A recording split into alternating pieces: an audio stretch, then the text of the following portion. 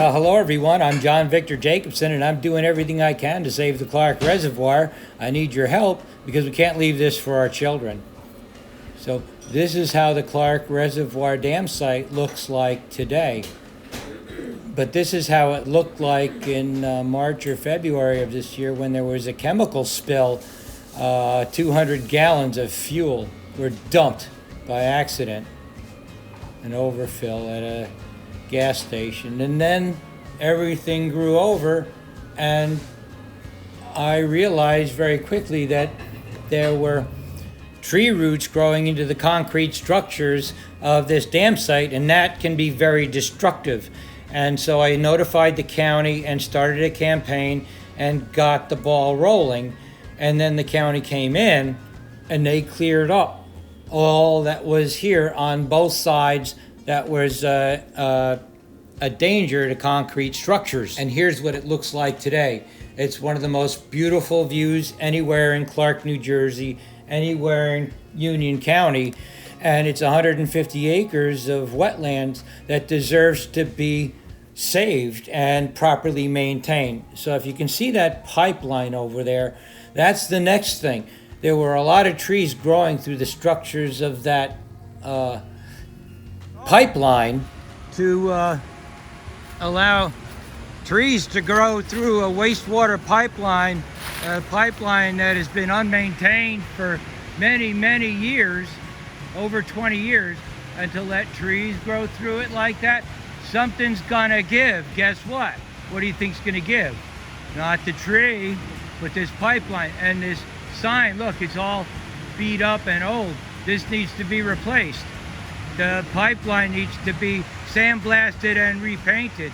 This needs maintenance, you know, by a township that owns it, Clark, New Jersey. So get on the shtick and get her done. You know what I mean? Yeah, baby. Hoo-wee. There was once a really good plan to save this most precious natural resource, but the township sold out and they let this go too. But they still own it. This is Clark's wastewater pipeline. It is what it is, and they've got to deal with it. And I tried to bring this issue to the Clark Town Council meeting on August 5th and was met with a lot of resistance. They didn't want to hear about it. They didn't want to know about it. They talked about, oh, we need permits for this and permits for that. And it was just a kind of a deflection because I kind of caught them by surprise. They didn't know how to deal with it, and then now they have to deal with it. And when I realized how negative and reluctant they were to deal with it, and I have a video of that whole thing, but I don't want to share that. It's pretty ugly how our township reacted to my request for looking at this serious problem of a wastewater pipeline going over a fresh water system, and they just talked about permits and they didn't want to deal with it. They didn't see it as an environmental problem. They don't really care about the environment. They already proved that when they sold this reservoir system to Union County for $1 in 2008. And that's just sad. Anyway, so I filed a case against the township with the state, and they came in, did a pipeline inspection, and they have recommended that all the trees that we discussed, except for one, they're going to leave that one tree there, and you know what? It's going to be a problem down the road, but they're taking out 90% of the trees that need to come out of there, and I hope that they take care of the maintenance of the pipeline itself and the signage that is attached to it. Well, you might think I'm making a big deal about nothing, but I did some research here, and this is what happens to pipelines when they're not properly maintained, when trees are allowed to grow around and through them. And we have a unique situation in Clark, New Jersey, but this is what can happen to unmaintained pipelines. I don't believe that this is what's happening to the pipeline in some areas, and this is what's going to happen to the pipeline at the access point. It just is what it is, and until the township realizes that, and the state, I'm going to send this video to the state so that they see what the research shows.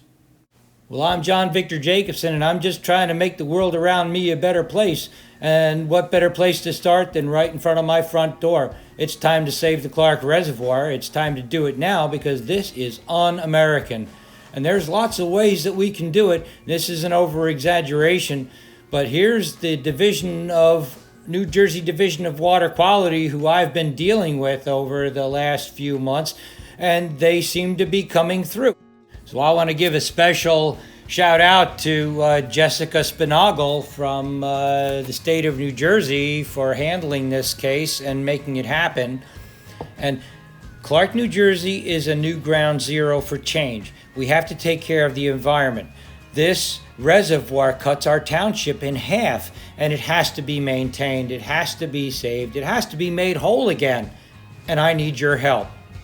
So there was a plan that Mayor Ellenport put together back in September of 1999 after the wildlife sanctuary was established, and these are the people who were involved.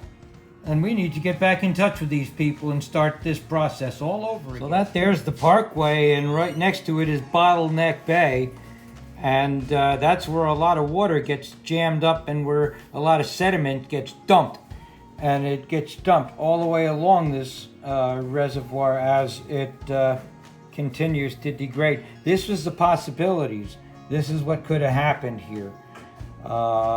There could have been you see that there was an educational amphitheater proposed for right there, and a education recreation pier.